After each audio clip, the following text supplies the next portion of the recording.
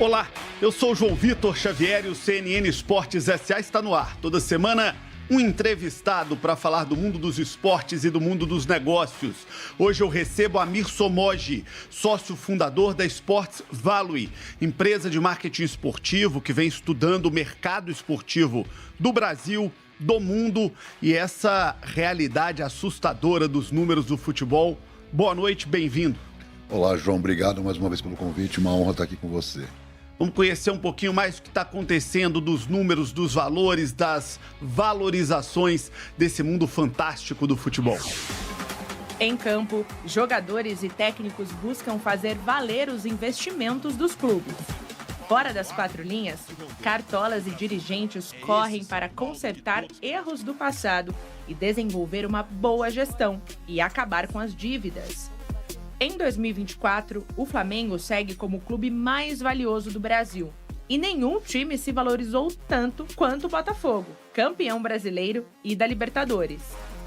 O CNN Esportes SA de hoje recebe Amir Somogy, especialista em marketing esportivo e sócio da Sports Value, empresa responsável pelo estudo dos clubes mais valiosos do país. O Esportes SA de hoje vai analisar o impacto das SAFs no futebol brasileiro, os novos modelos de gestão e os erros e acertos dos maiores clubes do Brasil.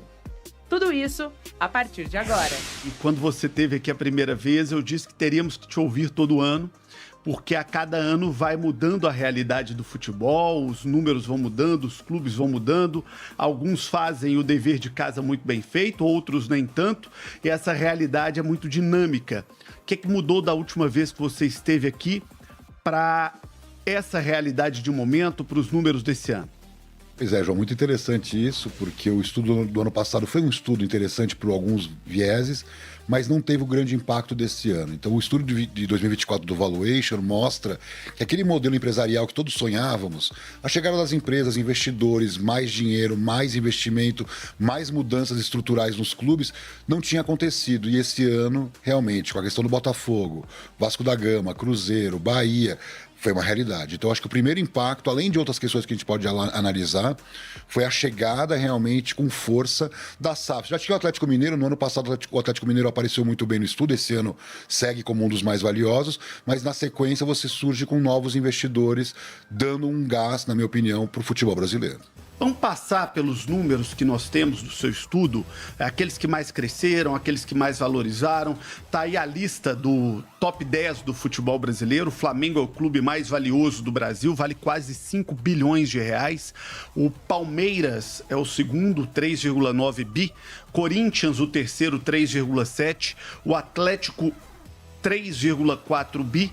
O São Paulo, quinto, 2,9. O Inter de Porto Alegre, o sexto, 2,5. O sétimo, Atlético Paranaense, 2,2. E aí vem a sequência, Fluminense, Botafogo e Grêmio. São os 10 clubes mais valiosos do futebol brasileiro. O que explica ser essa sequência? Por que cada clube está desse tamanho e está nesse valor? Bom, é importante destacar o caso do Flamengo, que não tem estádio. Ele está comparado, por exemplo, com o Atlético Mineiro, que tem Arena MRV, o caso do Palmeiras com o Allianz e outros exemplos também. Então, ele tem um valor muito grande por causa da sua marca, do elenco. Então, mostra que também que o estudo dá muita ênfase não apenas aos ativos, mas também à sua marca. Se você tem uma marca que você maximiza ela, você tem o caso do Flamengo no topo. O Palmeiras com menos torcida que o Corinthians. Ainda, eu acho que a tendência é o Corinthians passar o Palmeiras, mas já faz algum tempo isso. O Palmeiras tem a questão do ativo estádio registrado no seu ativo e o Corinthians não tem, né, o ativo total. E você tem o Corinthians crescendo em receita e valor de marca, então o Corinthians estabelecido ali, chegou a um ponto que o Atlético Mineiro estava à frente do Corinthians, quer dizer, por questões de ativos. Então, você tem essa dinâmica que está mudando, mas o que chama atenção, na minha opinião, ou é o aspecto esportivo, casos de Grêmio e Fluminense, então o Grêmio saiu da B para A, chegada de Luis Soares, foi um ano muito bom de 2023 para o Grêmio, que são os números financeiros, né, atuais que o clube tem, isso deu impacto. O caso do Fluminense, não precisa nem falar, com a questão da Libertadores, e aí vem as SAFs. Porque o que acontece? As SAFs não é só um crescimento de receita que acabou impactando.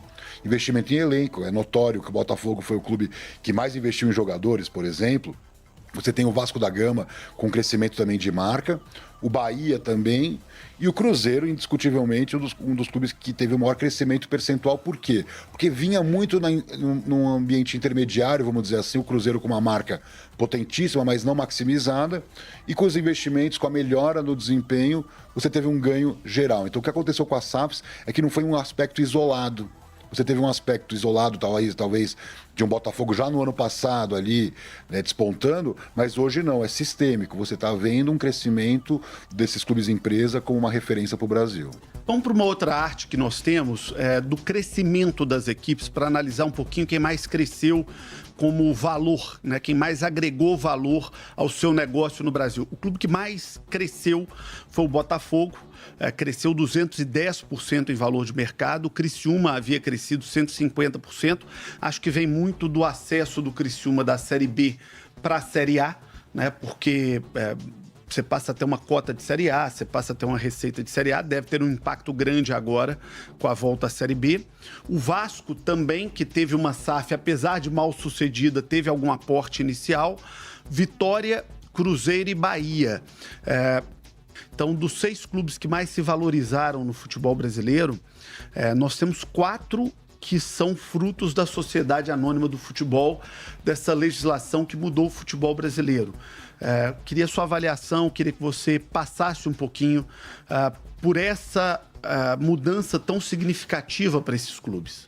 Pois é, você tem a questão do Criciúma, é um caso isolado, de um clube que vai da B para A, tem um impacto grande em elenco também, porque sempre é bom lembrar que o elenco, ele se valoriza junto com o desempenho, né? O time é campeão, valoriza, se o time é rebaixado, cai, então tem um ganho geral. Mas, no geral, o que nós conseguimos ver é que o que aconteceu com as SAFs? Eles estruturaram um departamento de marketing, a administração melhorou, investimento no futebol, então é um ganho em escala. Então, esse caso do Botafogo é emblemático porque ele cresceu demais em receita. Então, ele cresceu de um lado de elenco, ele cresceu no lado dos ativos, mas ele também cresceu nas receitas. E isso impacta demais a marca. O mesmo aconteceu com o Vasco, com o Bahia e com o Cruzeiro. Então, qual é a tendência, na minha opinião, que a gente sempre discutiu no outro programa, e todos os programas, provavelmente, de gestão acabam partindo para essa discussão, é que horas que o futebol brasileiro entra na nova era da gestão empresarial. Gestão empresarial, não necessariamente do clube virar empresa, mas de ter realmente indicadores, de você olhar para a eficiência administrativa, de você ter realmente uma visão corporativa na gestão do futebol. Vamos dizer assim, o Real Madrid não é uma empresa, mas procura trabalhar de forma corporativa nas suas atividades. Então, eu acho que o Brasil, de um lado, tem as SAFs como modelo que vem de uma lei que traz muito investimento, mas os outros clubes que não são SAF vão ter que pensar o seguinte: olha, não é só uma questão de ter um investidor rico colocando dinheiro, eles estão organizados. Tem que pegar o caso do Atlético Mineiro, foi vice-campeão da Libertadores, vice-campeão da Copa do Brasil, podia ter sido campeão, mas ele estava no lugar de um Flamengo, do Palmeiras, do Corinthians, do São Paulo, do Santos. Então eu acho também que vai começar a criar uma nova era da discussão, o que eu quero para o meu clube, o torcedor. Eu não sei se eu quero um dono, mas eu quero uma gestão eficiente. Eu acho que essa talvez vai ser uma nova fase da discussão de você ter uma SAF cujo clube seja majoritário, vamos dizer assim, mas para poder bloquear, por exemplo, questões clubísticas, associativas, influência de conselheiros. Então também vai ter uma discussão ali da estrutura jurídica que eu quero para o meu clube de futebol. Você falou uma coisa interessante que eu me lembrei de uma visita que tivemos aqui da Leila, do Palmeiras. Ela disse o seguinte: olha, eu não preciso ser uma SAF para ter uma boa gestão. O Palmeiras hoje é gerido como uma empresa privada, mesmo sendo um clube associativo. Então, talvez essa seja a grande linha, né? Não importa se você é SAF ou não, importa se você tem gestão ou não.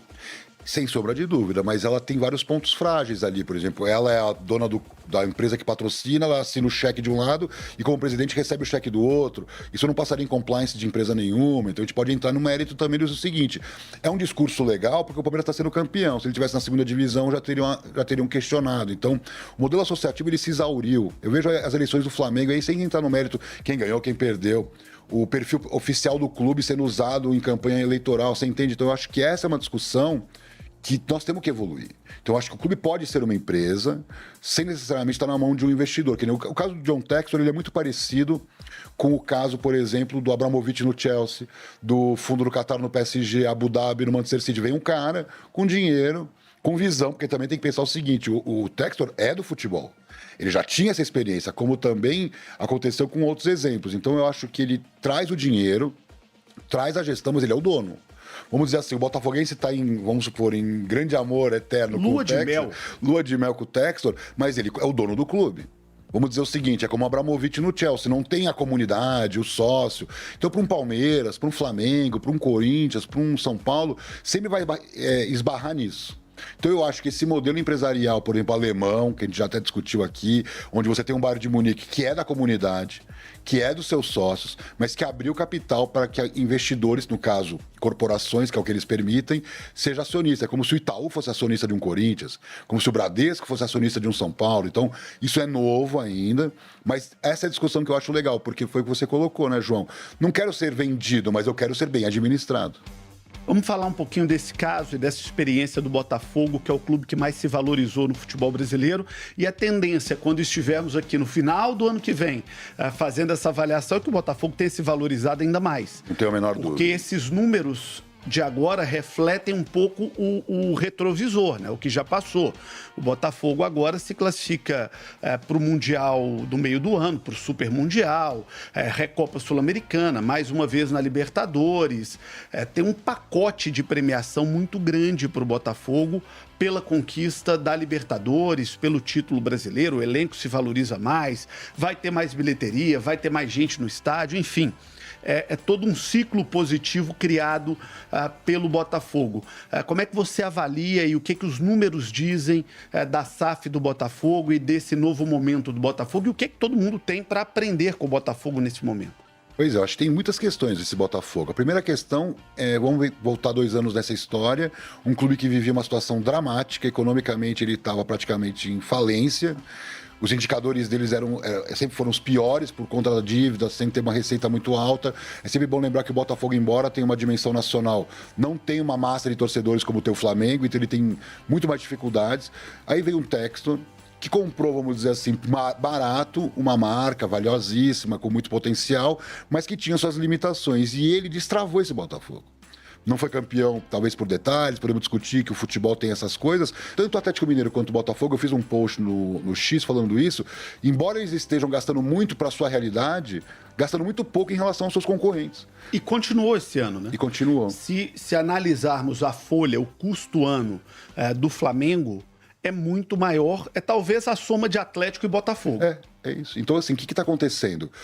Eficiência administrativa nas decisões. Ok, o clube não tem aquela dívida, não tem as penhoras, isso ajuda, mas teve também uma visão, e eu vi entrevistas do Textor ao longo desse processo, falando que ele cobra muito resultado, que ele tem uma visão de gestão ao estilo dos Estados Unidos, que tem que dar resultado, que eu acordo de manhã para ser campeão. Então ele mudou o mindset, vamos dizer, o termo seria esse, do botafoguense na gestão. Mas junto com isso, tem uma outra questão que é uma questão muito interessante. Aconteceu no Chelsea, com o Abramovich, aconteceu no PSG e no Manchester City. Ele vem fechando com prejuízos. O Botafogo, para chegar onde ele chegou, até 2023, tá? Nós não temos os dados de 24. Ele acumulou 349 milhões de prejuízos. Alguém vai dizer, mas não tem uma regra que proíba. Não tem uma regra. Na Inglaterra também não tinha. O Abramovich injetava recurso próprio. Então, até que você vai no balanço do Botafogo, tá lá. Partes relacionadas, tem um valor grande, que foi de injeção do Textor. Só que se ele tivesse ido para a segunda divisão, seria uma catástrofe. Sendo campeão, ele vai equilibrar. Então, o que está acontecendo hoje? Pagamento em dólares, com o dólar a 6-1. O Fluminense já se beneficiou disso em 2023. Foi campeão da Libertadores. O dólar não é o patamar de hoje, mas já estava num patamar elevado. Quanto mais o dólar subir, mais você prosperar em competições internacionais, mais dinheiro vai entrar. Então, ele agora está nesse Mundial. Vai ter o outro Mundial. A tendência é ele passar o Fluminense. Então, a leitura que eu faço, o Fluminense vai ter um ajuste no próximo estudo de 2025, porque não teve um ano tão bom como o de 23, e o Botafogo teve o melhor ano da sua história. Então, o Botafogo vai galgar ali um top 10, talvez um dia, quem sabe, brigar por um top 5, um clube que há 2, 3 anos estavam vivendo uma situação catastrófica. Então, que isso me dá um certo alento, né? Que eu acho que o futebol brasileiro vinha numa mesmice, a gente não via muita mudança. Com a mudança da lei das SAFs, com os seus efeitos, está trazendo, na minha opinião, um efeito bastante positivo. E tem um outro ponto que a gente não discutiu aqui, que também é importante, João, que foi os recursos da Liga Forte União. Alguns clubes torraram o dinheiro. outros guardaram. E esse dinheiro vai para o caixa. Esse dinheiro indo para o caixa aumenta a valorização. Então, você tem vários clubes da Liga Forte União que também estão numa situação muito confortável. Então, é uma nova tendência também de buscar investimento além das suas receitas. Se você souber guardar ou souber investir bem, você pode crescer no valuation também. Vamos dar uma passada pela realidade de dívidas dos clubes do futebol brasileiro. Queria pedir para colocar a arte que expressa um pouco dessa realidade. Os clubes do futebol brasileiro, eles somados, eles valem 41,3 bi de reais. E os clubes do futebol brasileiro têm uma dívida somada de 7,9 bi de reais. Se os clubes como todo fossem empresas, apesar de tudo que a gente critica no futebol brasileiro, seriam empresas razoavelmente saudáveis, né? Pois é. O conjunto, a soma. No nosso valuation, o que a gente faz? A gente faz o valuation bruto, que chega a 43,3 bi. No caso do Flamengo, lá quase 5 bilhões, esse é o valor bruto. Mas o Flamengo, para ele, é praticamente o mesmo líquido. Quando você desconta as dívidas operacionais, nesse caso, as dívidas só não entram as dívidas de estádio, porque as dívidas de estádio, por exemplo, o caso, por exemplo, do Palmeiras, tem uma dívida enorme com o estádio, mas ele vai ser dele o estádio. Então, se o investidor comprar o Palmeiras, daqui a X anos, o estádio é do investidor. Então, é uma dívida que, na verdade, não tem tanto impacto. E a questão fiscal, que também está no Profut, que, teoricamente, o investidor compra um clube, pagando tudo em dia do Profut, a dívida vai zerar, como aconteceu, por exemplo, com vários clubes que hoje não tem mais dívida por conta do dinheiro da Liga Forte União. Então, o que está acontecendo? É uma dívida baixa. Embora pareça muito, alguns clubes têm um estrangulamento financeiro, que é o caso do Corinthians, por exemplo. O São Paulo, que tem uma dívida grande. Mas o Flamengo, por exemplo, pelo que fatura, está numa situação muito confortável. Então é interessante porque o investidor quer saber qual é a dívida que eu estou comprando, né? Porque para o pessoal saber, a lei da SAFs obriga que enquanto o clube tem uma dívida, o clube social tem uma dívida, a receita que vai sendo gerada operacionalmente na SAF, 20% tem que ser para abater dívidas passadas. Então, quanto menor for a dívida, menos problemas esse investidor vai ter. Então, o caso do Botafogo é emblemático. Chegou, está crescendo a receita, está pagando a dívida, vai zerar essa dívida passada, um clube sanado, organizado e super campeão. Então, me parece que é uma tendência dos clubes endividados terem que solucionar sua dívida para poder destravar e crescer. Vamos falar do caso do Flamengo, o maior clube do futebol brasileiro, maior torcida, a marca mais valiosa. Você destacou no início do programa que o Flamengo ele vale muito mesmo sem ter um ativo patrimonial muito forte. Me parece que o que você diz é o seguinte, o Flamengo é um cometa dos mais poderosos, né? Um foguete pronto para decolar. Porque mesmo sem ter no seu valuation um ativo patrimonial muito grande, não tem um estádio como tem outras grandes marcas do futebol brasileiro, o Flamengo vale mais do que todo mundo. Então, o Flamengo me parece um time muito maduro para ser algo fora da curva no futebol brasileiro. Pois é, tem uma coisa muito interessante, que o Flamengo não tem seu estádio, mas tem um elenco muito valioso, tem uma marca muito valiosa, aí alguém faz a conta, bom, vai fazer um estádio e vai crescer muito. Ele vai crescer não só porque ele fez um estádio, porque hoje qual é o problema do Maracanã? O Maracanã é um baita do estádio, só que o custo operacional do Maracanã é muito pesado para o Flamengo. Então, se você comparar quanto o São Paulo fica líquido de uma bilheteria, quanto o Flamengo fica líquido numa bilheteria, ele perde muito proporcionalmente. O próprio Palmeiras a mesma coisa. Então, o que está acontecendo? O Grêmio perde tudo, né? Tudo, por exemplo. Então, qual que é o grande desafio do Flamengo? Não é só crescer o valuation direto por ter investido num estádio, mas também o lucro que o jogo vai dar e que vai aumentar o valuation. Aumentou o lucro, aumentou o valuation também. Então, o que é interessante? É um processo irreversível. O Flamengo vai ter que ter seu próprio estádio. Porque o Maracanã, por mais que ele seja o concessionário, por mais que ele possa operar, ele tem um custo de abrir, né? Abrir as portas do Maracanã já inviabiliza jogos pequenos, jogos que não tenha tanta lucratividade. Quando ele controlar os camarotes, o naming rights, os bares, os restaurantes, as lojas, vai aumentar a lucratividade. Então, a tendência é o Flamengo crescer muito ainda com esse novo estádio. Você está dizendo, porque isso foi um debate profundo na campanha do Flamengo, é que a construção do estádio, sim, é um grande negócio para o Flamengo. Eu sempre defendi que o Flamengo tinha que ser dono do Maracanã. Eu digo o seguinte, o Flamengo deveria poder incorporar nos seus ativos o Maracanã, porque assim, por mais que seja do Rio de Janeiro e outros clubes também mandem seus jogos lá, o Fluminense, por exemplo, vale olhar as receitas de cada um com o estádio. Quer dizer, dependendo do Fluminense, não pagaria essa conta. Então o Flamengo deveria ser o dono do Maracanã. Nessa hipótese que não vai acontecer por questões políticas, questões até da sociedade que nós vivemos. Eu entendo que é um investimento público pesado que foi feito. O Flamengo tem que partir para um novo estádio, porque veja o caso do Palmeiras. Olha onde o Palmeiras foi parar por causa de uma arena. Então faz sentido para o Flamengo olhar para o Palmeiras e falar, olha como o Palmeiras está perto de mim, sem ter tanta torcida, sem ter um valor de marca tão elevado comparativamente ao Flamengo. Então, me parece que a tendência vai ser ele ter que ter um estádio. Você pega o caso de Barcelona e Real Madrid. Pegaram o dinheiro que eles venderam, 20%, fizeram uma nova arena. Quer dizer, eles não botaram dinheiro em jogador. Por quê? Eles sabiam que é ali que está o salto para crescer ainda mais em receitas. Então você está dizendo não só para o Flamengo, você está dizendo para quem não tem estádio no futebol brasileiro o seguinte: pensa em ter um bom estádio adequado ao seu tamanho, à sua torcida, à sua realidade, mas ter um estádio é um caminho para um time de sucesso, para um time vitorioso. Pega o caso do Atlético Mineiro, que jogava no Mineirão, mesma história do Flamengo no Maracanã, altos custos de operação, não controlava todas as receitas, recebia do shopping, né, um valor muito baixo, converteu a história do shopping numa arena e olha onde o Atlético Mineiro foi parar. Quer dizer, não só em títulos, em receita, mas a sua casa, a sua operação, as suas estratégias, né? Eu acho que tem muito a ver também com essa história de você jogar num estádio alugado, como era o caso do Pacaembu ou o próprio Maracanã. Não é a sua casa, não é o seu museu, né? O Camp Nou, por exemplo, que é um estádio numa cidade turística, né? Não dá nem para comparar com São Paulo, ou Minas, ou Rio, mas o Camp Nou fatura com ingressos de museu, 25 milhões de euros.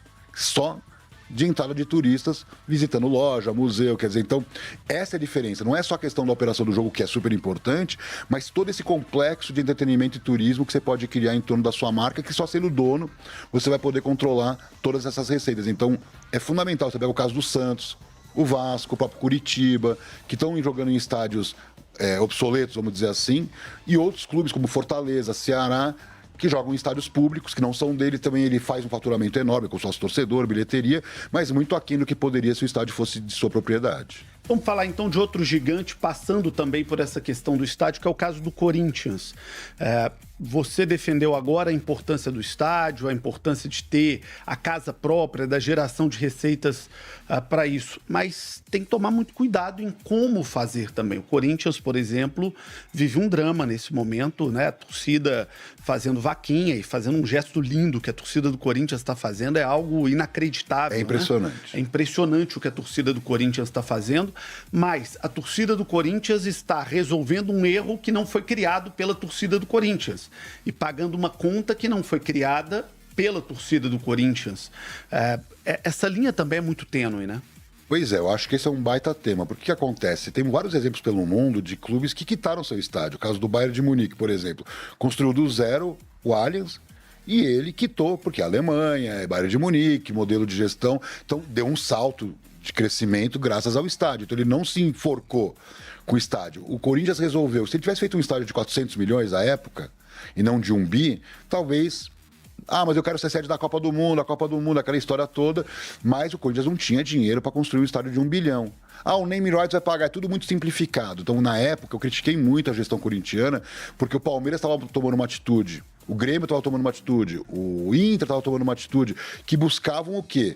Ter um estádio, aumentar minha receita, mas sem inviabilizar minha operação. O Corinthians chegou a um ponto que ele não tinha uma receita, ele fez um novo estádio, né, construiu, botava todo mundo lá dentro, fazia 60, chegou a fazer 100 milhões de bilheteria e ele não ficava com esse dinheiro. Então, o orçamento do departamento de futebol estava menor do que dos seus rivais. Foi isso que sangrou o Corinthians. Então, pagando juros altíssimos, porque os juros no Brasil é muito alto, ele não tinha como sobreviver. Então, esse foi o erro. Ele deveria ter feito algo parecido com o que fez o Palmeiras. Vem cá, eu fico com a bilheteria aqui, me dá o sócio torcedor, você paga essa dívida, daqui a 20 anos esse estádio é meu e fica tudo para mim. Esse deveria ter sido, mas eles queriam ser os donos da casa desde o primeiro dia. O Grêmio passou por um drama parecido. O Grêmio hoje está tentando resolver essa questão.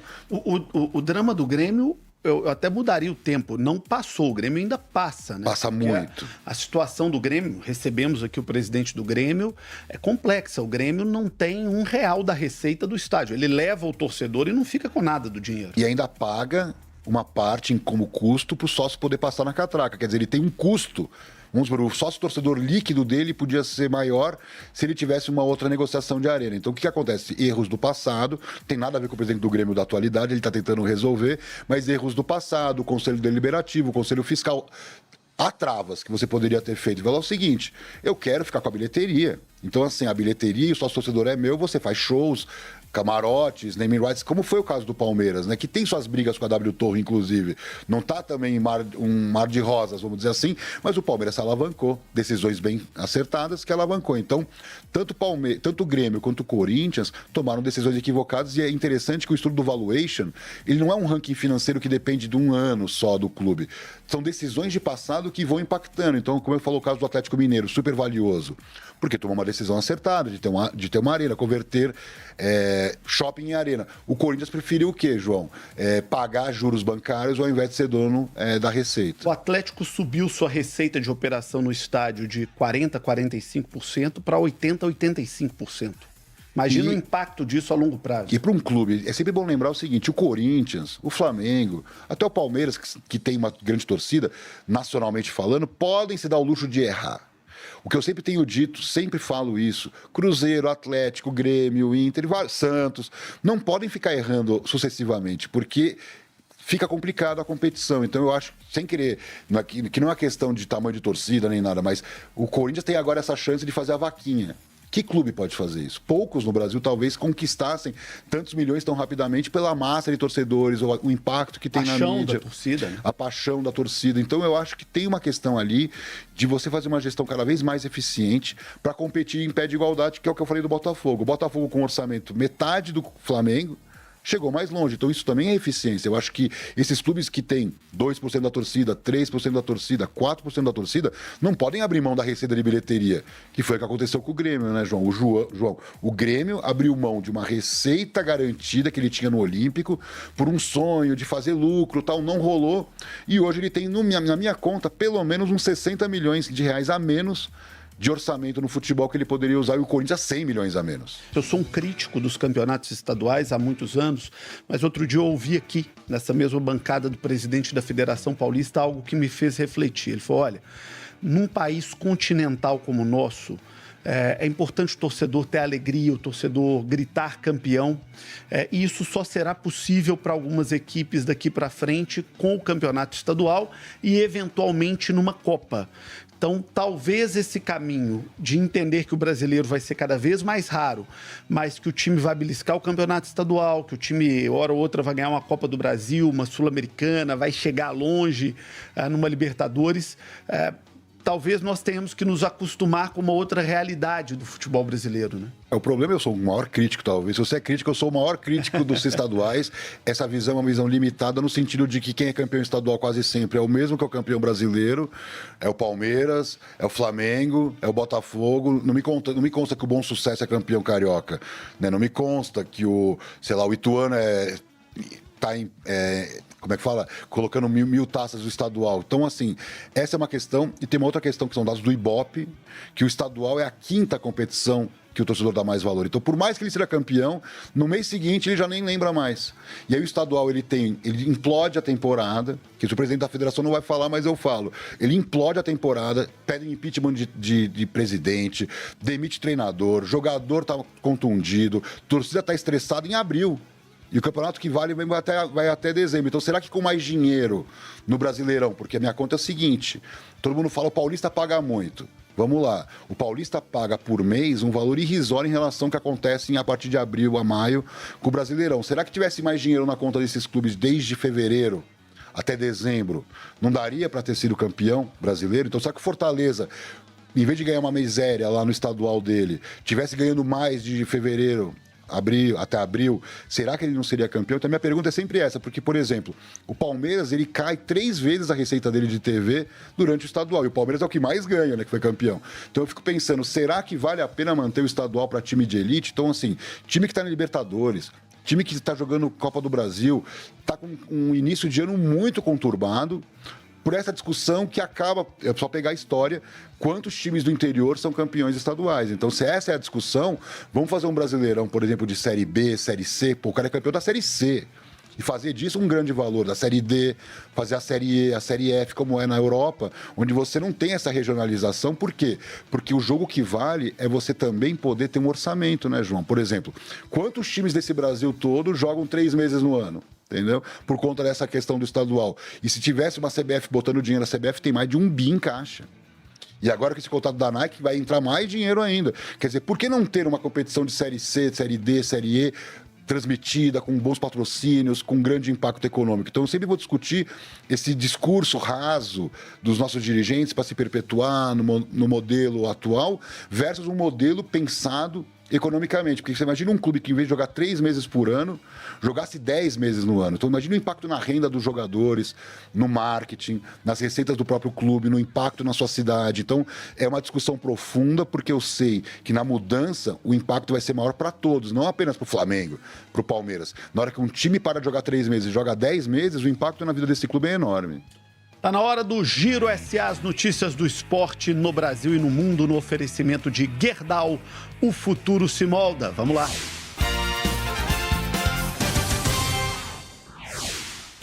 Opa, tudo bem, João? A gente começa o Giro falando sobre a Copa do Mundo. A FIFA anunciou que a final do Mundial de 2026 vai ter um show do intervalo. A próxima Copa vai acontecer nos Estados Unidos, no Canadá e no México. E a grande final está marcada para o dia 19 de julho, no MetLife Stadium, em Nova Jersey. O presidente da FIFA, Gianni Infantino, anunciou que está trabalhando com artistas da banda Coldplay para decidir quem deve ser a atração desse show do intervalo. Aqui no Brasil, tem novidade envolvendo a Série B do Brasileirão. A Liga do Futebol Brasileiro e a Liga Forte União anunciaram a venda conjunta dos direitos de transmissão da Série B.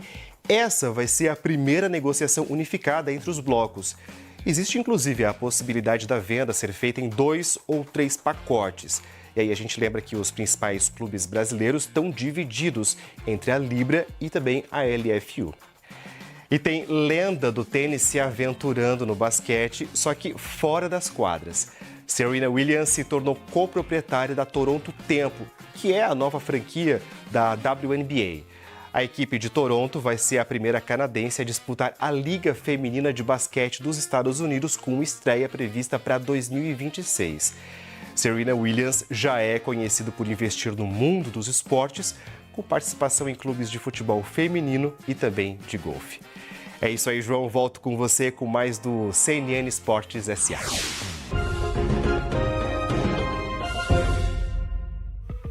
De volta com o CNN Esportes SA, recebendo Amir Somoji, sócio fundador da Sports Value, empresa de marketing esportivo que faz o valuation do futebol brasileiro, dos nossos clubes. E tivemos uma curiosidade esse ano. Tivemos a primeira venda de SAF do futebol brasileiro. O Cruzeiro, que havia sido comprado pelo Ronaldo, fenômeno, marca mundial, nome mundial, foi vendido para o Pedro Lourenço, empresário mineiro do ramo supermercadista e cruzeirense. Como é que você analisa o impacto disso, uma SAF sendo vendida, e o que a gente tem de lição desse processo, o que a gente tira de bom, o que a gente tira de positivo desse processo?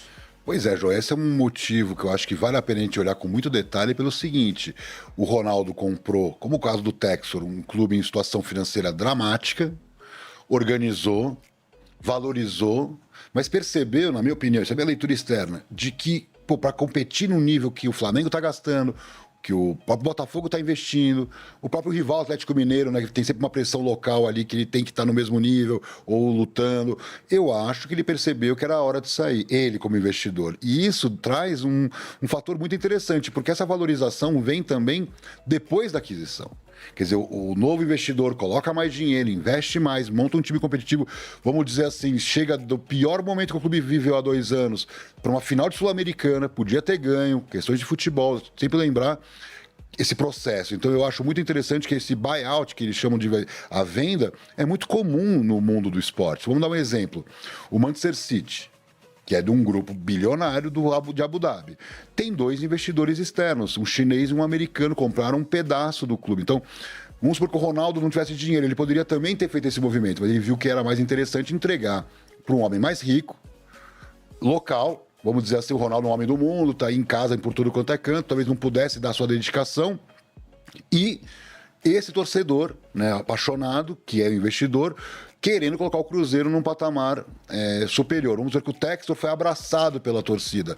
Já o Pedro Lourenço já é parte, vamos supor, desse tecido social do Cruzeiro. Então, eu também acho interessante o seguinte, aconteceu no Atlético Mineiro também, o torcedor fica menos ressabiado quando o investidor é parte da sua cultura, conhece já a sua história, o DNA. Então, me parece muito interessante, não acho que é um caso isolado. O caso da 777 com o Vasco não aconteceu isso, mas podia ter acontecido, né, João? Acabou que devolveu para o clube social, ali para o Pedrinho cuidar, mas poderia ter surgido um novo investidor, como estão ventilando na mídia, e esse investidor ter comprado o clube e ter valorizado, inclusive, essa compra, né? Amir, por que a SAF do Vasco deu errado?